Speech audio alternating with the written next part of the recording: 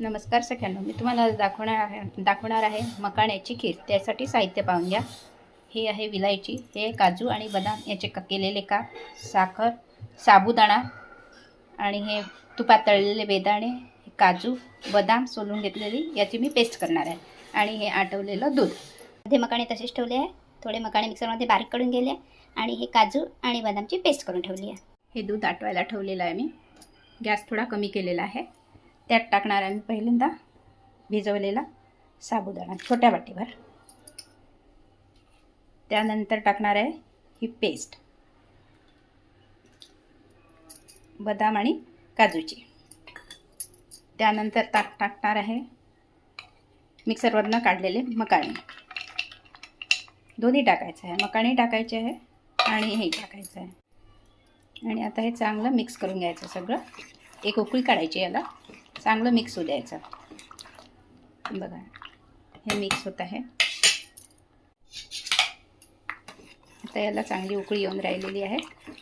उकळी येत असली की त्यात टाकायची आपल्या याच्याप्रमाणे साखर टाकायची. आपल्याला किती पाहिजे, गोडी जशी पाहिजे तशी. मी थोडी कमी टाकणार आहे.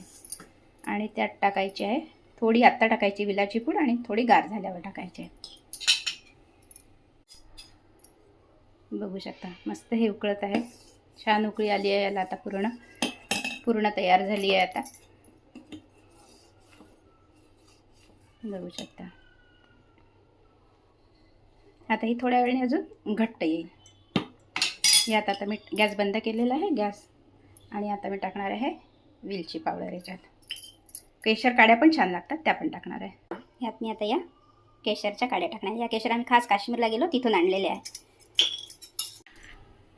यामध्ये टाकणार आहे आता मी आपण जे काप करून ठेवले होते ना, काजू आणि बदामचे भिजवून ठेवलेले, ते टाकणार आहे आता याच्यामध्ये.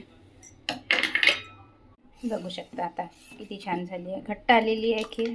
माझ्याकडे पांडुरंगाचं नवरात्र सुरू झाले आहे, त्याच्यातला आज लक्ष्मीपूजनाचा दिवस आहे म्हणून मी मखाण्याची खीर केलेली आहे. लक्ष्मीच्या आवडती ही, उपासाला पण चालते आणि मखाणे तसेही खायला पौष्टिक असतात त्याच्यामुळे. आणि महालक्ष्मीच्याही आवडतीच खीर आहे म्हणून मी ही केलेली आहे. व्हिडिओ कसा वाटला, आवडला असेल तर लाईक करा, शेअर करा, सबस्क्राईब करायला विसरू नका.